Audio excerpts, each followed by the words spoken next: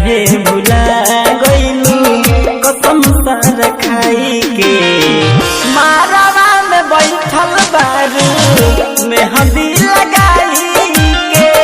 मारवा में बैठल बारू मेहंदी लगाई के। मेहंदी लगाई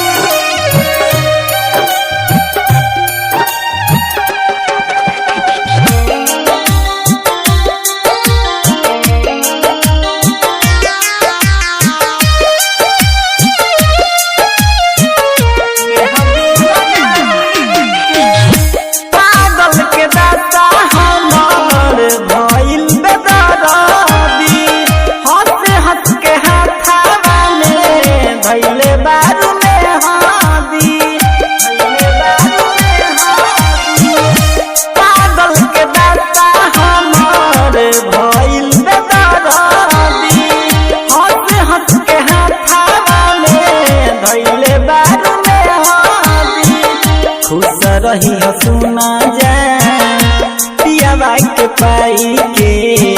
खुश रही सुना जा पियावा के पाई के। मारवा में बैठल बारू मेहंदी रचाई के। मारवा में बैठल बारू मेहंदी लगाई के। मेहंदी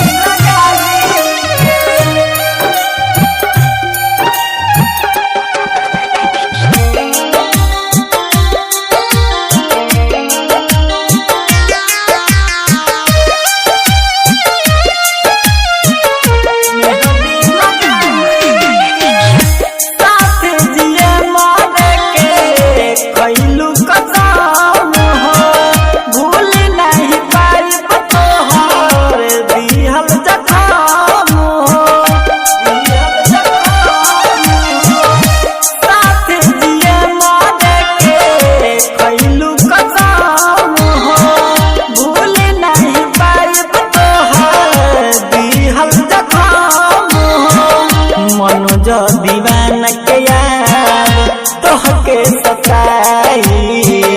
मनोज दीवाना के यार तोहके सताई। मारवा में बैठल बारू मेहंदी रचाई।